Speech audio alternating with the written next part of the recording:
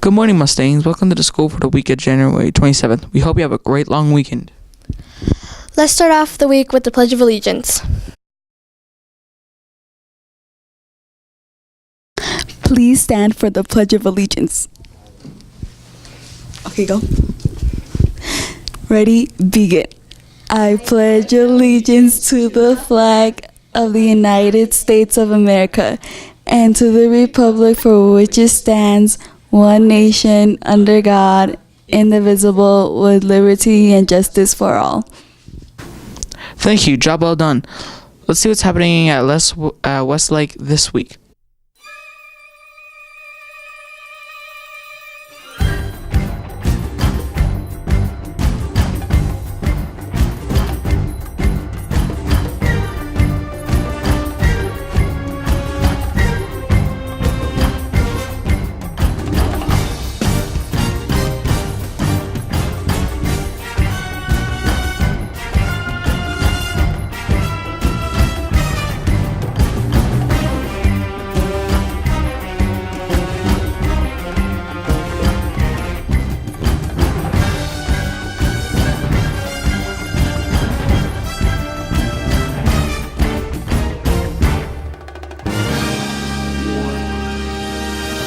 Exciting stuff. It's exciting to start off a new semester with Mr. Howe also has an important announcement he would like to make. Hey there, Mustangs. This is Mr. Howe coming from the office. I wanted to share with you a really intriguing essay I received with some very compelling, persuasive writing. Kudos for the writing. That's not only been read by me, but read by many of our faculty, and it's sparked a discussion. It says, Mr. Howe, most schools do not allow gum, including mine. Should it be that way? I was never allowed to chew gum in any of the schools that I attended, but that can change. Chewing gum is actually a beneficial thing. It gets someone's brain working, helps them think of new ideas. Students fall asleep in class, are easily distracted, and are stressed. All of these problems can be solved or helped by chewing gum. That is why schools should allow gum. To summarize, chewing gum is actually a good thing, even though many teachers disagree. When I was taking important tests, my teacher would give us gum. My teachers always told us that chewing gum helped get our brains working and kept us awake. Chewing gum is good for this reason because kids are taking tests, doing work they need to get good grades on. Chewing gum helps students concentrate, it helps with stress, and keeps students awake. Chewing gum is banned from many schools, but some schools allow it. Now, what are you waiting for? Go change the rules. I hope that you will consider this. Well, I'd like to say a huge kudos for the persuasive writing. This is our very own Mustang, Olivia Heiner. And I'd like to commend her for getting a discussion going. This is something that we did share amongst the teachers. It goes to show what kind of power you can have in being able to have some skills this way and to be able to start a conversation. That conversation has sparked the announcement I'd like to make. We would like to take some of the suggestions that Olivia has outlined in this essay and give them a try here at Westlake STEM Junior High School. Now, here's what we'd like to ask for. This would allow the chewing of gum in our school, which up till now has been something we have not allowed. There are a few expectations, some that Olivia mentions here and some that we've actually brainstormed together. The first expectation on having gum at school or chewing gum at school is that the teacher's direction in any given classroom trumps all. There are certain subjects that really chewing gum is going to be a significant distraction. Off the top of my head, things like band or foreign language, that might be the case. There are also just situations where it might be a pet peeve of a student in the class or the teacher themselves that the sound's distracting and they're going to ask not to have you not do it. That is our cardinal number one rule. The teacher's direction trumps all. If you're in a classroom where a teacher asks that gum not be chewed, please make sure you obey that or you're going to forfeit the chance to get to chew it in other spots of the building. Number two, and this one is what Olivia touched on, gum goes in the garbage. That's the only place it goes. It shouldn't be found in the recycle bins. It shouldn't be found in drinking fountains. It shouldn't be on the bottom of furnitures. It shouldn't especially end up in this beautiful new carpet. Gum needs to only be put in the garbage, and I throw in there the wrappers or the garbage that is associated with gum. That's it. Those are the expectations with this. As we move forward on this, We would like to see if Olivia's persuasive writing here is right, if this really might be the effect, that we might be able to have a very successful way of using this and be able to follow or meet these expectations. If we don't, we'll first start, of course, on an individual basis. That means individuals who seem to not be willing to follow those expectations and they're not putting the gum where it needs to be. Those individuals first will be disqualified. We might have a no-gum list of students who aren't allowed to, so don't get yourself on that. Second, if we don't see that we're meeting the goals we'd like to and we're having the problems that we worry about, then we'll take a step back to where we have been. But I'm excited to see this experiment. This is a try, fail, and try again kind of thing. And one last congratulations to Olivia Heiner for a great essay, great writing, having arguments and counter-arguments, and getting a discussion going. Let's give this a shot, Mustangs.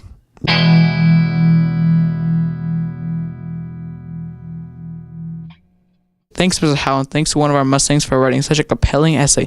Let's make sure we live up to it so we don't lose this new privilege.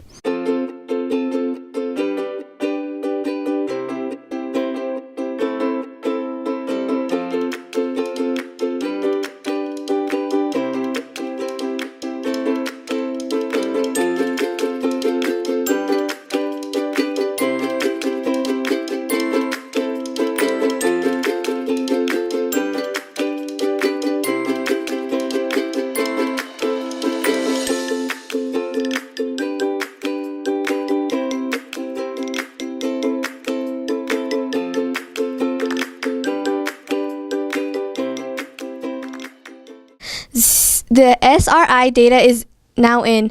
We love to show our Mustangs just how well they did. Let's turn to Mr. Howe once again. Hey there, Mustangs. I am standing next to a very important board in our school.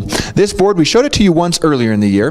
This board represents the reading fluency and comprehension levels of our students at the beginning of the school year. We've been working on this a lot. This has been something you've been working on at home and in your Mustang rooms and in your English classes and other classes as well to improve upon this, and we now have some new data. Now, just so you know what you're watching for, the goal is to be able to move up this board. Up here in the blue, we see our well above proficient. Green is proficient. Yellow is approaching proficient, and our red is below proficient. So really the goal we'd want to be is at least to the green, but even better up to the blue. We want to see how people move that way. So with the new data, it's going to take just a bit of time. We want to move these tiles. We want to show you us moving these tiles to watch how many people have been able to improve upon their reading fluency and comprehension. Let's do it.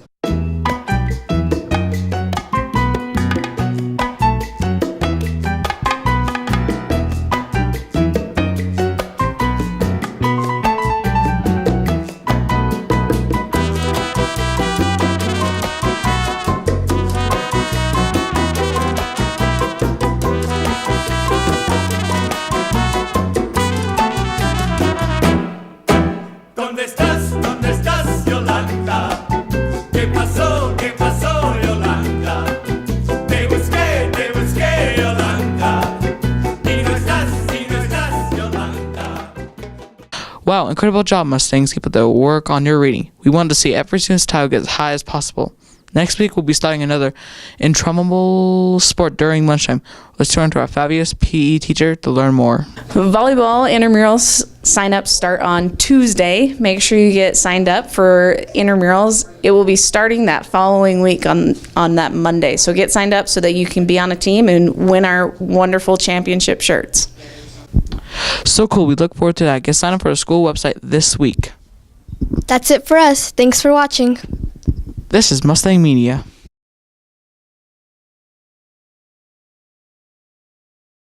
Hello, mighty Mustangs. It is I, Mr. Sorensen, and I'm coming to you with some exciting news about after-school program and some of the restructuring that's going on with after-school program.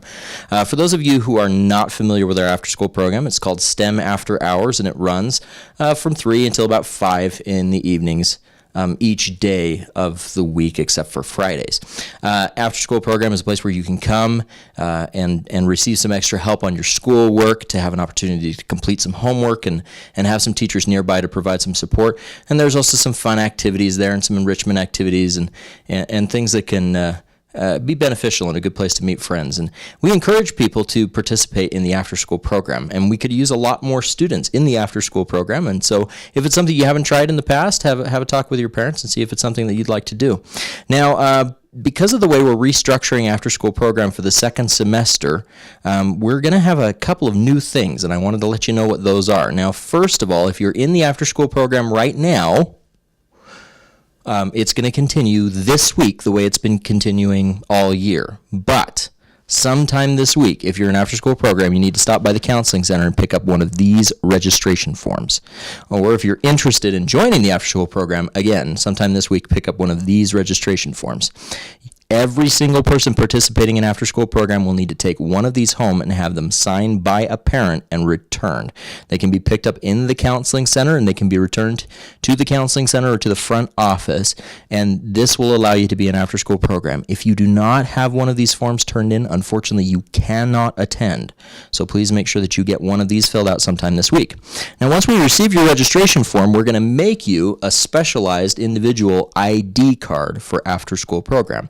That ID card is going to have your name on it, and it's going to have a QR code.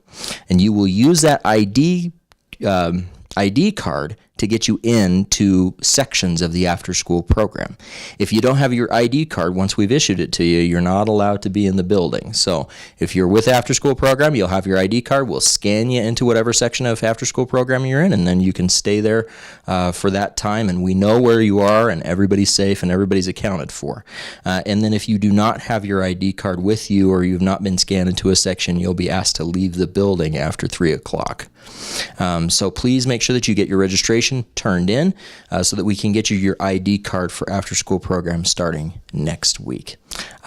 Look forward to seeing you there, Mustangs. We've got some exciting things planned, and have a great day. Have a great week.